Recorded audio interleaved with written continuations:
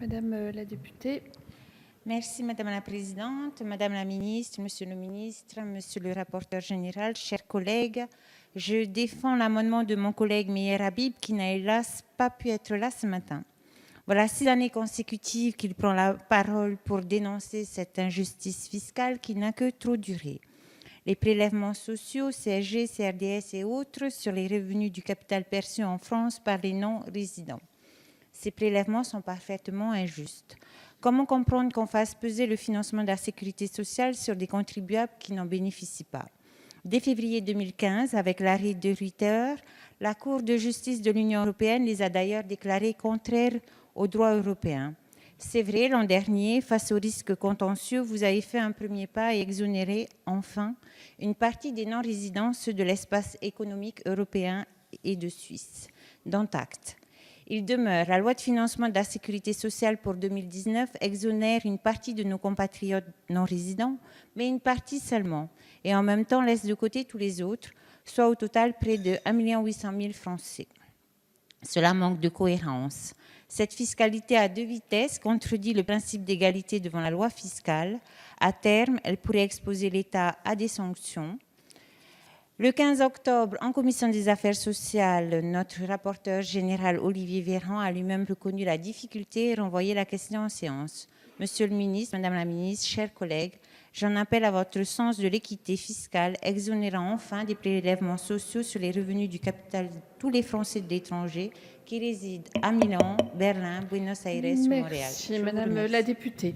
Madame Genetet, le 743 que je vous suggère de présenter avec le 744, si vous voulez bien.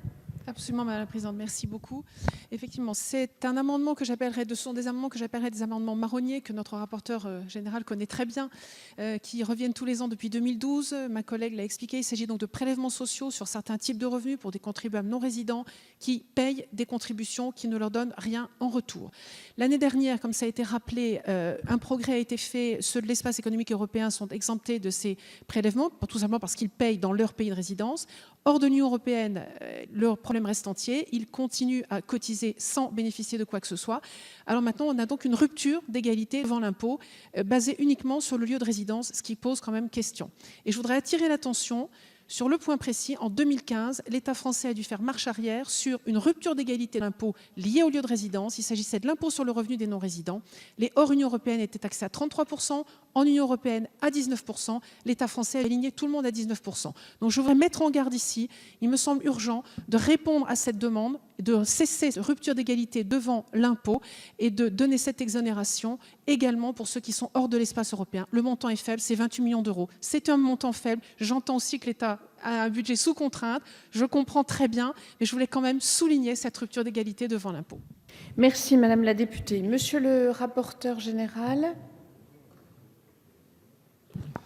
L'année dernière, nous avions eu un amendement déposé par le gouvernement en séance qui visait à exonérer de CSG le patrimoine des résidents étrangers au sein de l'Union européenne. C'était pour faire suite à la procédure dite de Reuters, laissant ainsi les seuls Français de l'étranger hors Union européenne continuer de s'affranchir de CSG, CRDS sur les patrimoines qu'ils ont en France. C'est une question effectivement complexe et qu'on commence tous à maîtriser. C'est un peu comme les moniteurs de ski ou d'autres sujets qu'on va arriver chaque année.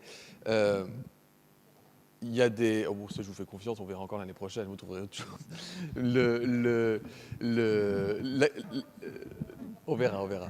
Les Français de l'étranger sont concernés par cette proposition, mais il y a aussi les étrangers de l'étranger qui ont des biens immobiliers en France qui seraient concernés et qui, du coup, ne seraient plus soumis à la CSG et la CRDS sur patrimoine. Vous m'avez fait part, Madame Genetet et Monsieur Lescure et d'autres parlementaires qui sont très mobilisés sur ces questions en faveur des Français de l'étranger hors Union européenne, des difficultés rencontrées par un certain nombre de résidents et des difficultés qui se cumulaient à la réforme de l'impôt prélevé à la source pour les Français de l'étranger. Je crois que vous avez obtenu de ce point de vue-là un satisfecit de la part du gouvernement, puisque je crois que la réforme a été différée d'un an, mais je vais peut-être laisser le ministre répondre. Vous rappelez que la Commission aux affaires sociales a donné un avis défavorable et je passe la parole sans tarder au ministre. Merci Monsieur le rapporteur général. Monsieur le ministre. Le rapporteur général a déjà quasiment tout dit, donc je ne vais que le redire moins bien, évidemment. Effectivement, il y a alors sur les différents amendements, d'abord sur un amendement qui est rétroactif depuis 2012, des problématiques de diverses natures. Sur celui qui est rétroactif depuis 2012, au-delà des questions de principe, il y a un petit problème budgétaire, puisque son impact serait probablement de plusieurs milliards d'euros, ce qui compliquerait significativement la tenue de ces débats. Au-delà de ça, comme le rapporteur général a eu l'occasion de le dire, il y a déjà effectivement une prise en compte qui n'est probablement pas la fin de l'histoire, mais de la situation des Français de l'étranger qui a été pris avec cet engagement de Gérald Darmanin de faire un moratoire sur la forme de l'impôt sur le revenu en discussion avec le Parlement. Moratoire qui pour l'instant, qui est effectivement d'un an, donc je confirme ce qu'a dit Olivier Véran, oui exactement, Olivier Véran, ce qui est toujours votre nom. Mais par ailleurs, effectivement, on a un problème de principe sur ces revenus de la CSG, puisque ça reviendrait à exonérer effectivement les Français vivant hors de l'Union européenne, puisque la situation de ceux vivant dans l'Union européenne a été réglée en LFSS de l'année dernière. Mais ça reviendra également à exonérer de CSG une opération d'un investisseur étranger qui ferait une opération immobilière en France, un Qatari ou un Chinois, un autre, toute personne étrangère. Et donc il nous semble que ce n'est pas souhaitable que ces opérations soient exonérées de la CSG. Et donc c'est un avis également défavorable, en tout cas une demande de retrait de ma part. Merci, Monsieur le ministre.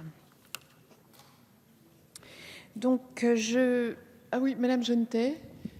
Merci Madame la Présidente. J'entends les arguments. Je voudrais juste souligner que mettre dans la balance des investisseurs étrangers et des Français qui simplement préparent leur retraite, ont un petit bien immobilier en France, viendront peut-être en France un jour et ne dépendront pas des minima sociaux. Il faut juste comprendre qu'il y a un souci d'attractivité derrière et que nos compatriotes iront peut-être chercher ailleurs à préparer leur retraite. C'est dommage de perdre des citoyens français. Je veux insister ici sur le fait qu'on a une rupture d'égalité devant l'impôt. Il faudra vraiment y réfléchir à ça. Ça posera quand même problème, je pense, un jour ou l'autre.